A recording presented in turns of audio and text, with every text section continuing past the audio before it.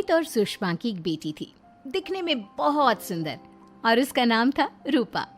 उसकी सुंदरता को देखकर ही सुषमा ने उसका नाम रूपा रखा था।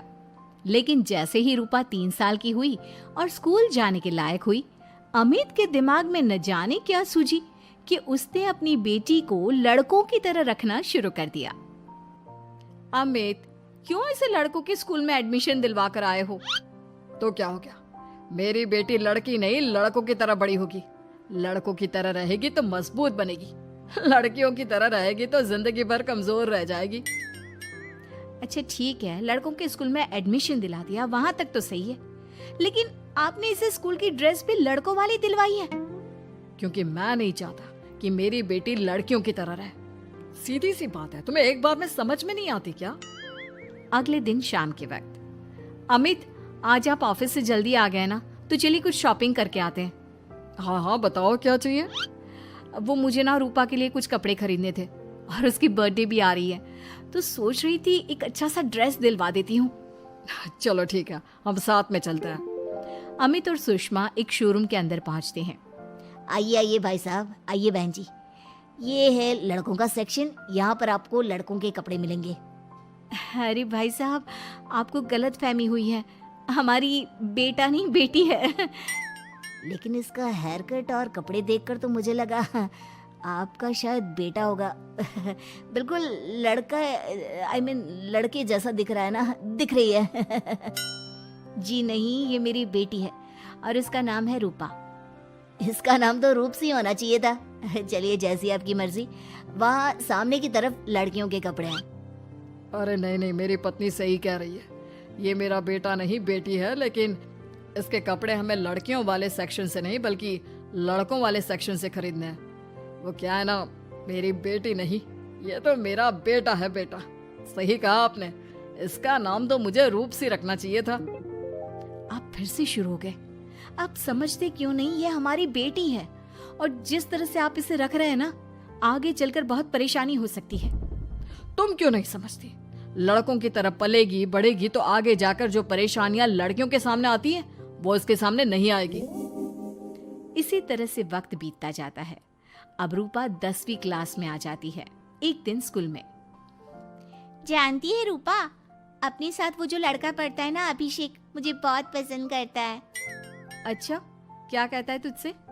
मुझसे कह रहा था कि उसको ना मेरे लंबे बाल बहुत पसंद है, और उस दिन जो मैं रेड कुर्ता पहनकर आई थी ना, मेरे बर्थडे वाले दिन, कह रहा था कि मैं उसमें बहुत सुंदर लग रही थी। लेकिन मुझसे तो कोई लड़का इस तरह की बातें करता ही नहीं। कैसे करेगा? तू तो खुद लड़कों जैसी नजर आती है, हमेशा पैंट शर्ट पहनकर घूमती है, और ये तेरे बाल लड़कों की तरह छोटे छोटे। अरे तुझे देखकर तो पता ही नहीं चलता कि तू असल में लड़की है। लेकिन ये तो बहुत गलत बात है ना, मुझे भी लड़कियों की तरह रहना है, मुझे भी सुंदर दिखना है। तो फिर तुम अपने बाल लंबे कर लो ना, लड़कियों वाले कपड़े पहनना शुरू कर दे। वैसे भी तू ना बड़ी सुंदर है, अगर एक बार लड़की बन गई ना तो कमाल की खूबसूरत लगेगी। रूपा धीरे धीरे खुद को लड़कियों की तरह महसूस करने लगी थी। वो अपने घर लौट कर आती है और अपनी माँ से जाकर बात करती है। मम्मी, मुझे आपसे बहुत शिकायत है, आपने मेरा ये क्या हाल बना दिया है, मुझे इस तरह लड़कों की तरह रखने की क्या जरूरत है? क्या बात है बेटा, क्या हुआ? तुम इतनी परेशान क्यों लग रही हो? मेरी क्लास में पढ़ने वाली लड़कियां इतनी खूबसूरत दिखती हैं, इतने अच्छे रंग बिरंगे कपड़े पहनती हैं, और मैं यूनिफॉर्म भी पहनती हूँ तो लड़कों जैसी। क्यों माँ, क्यों?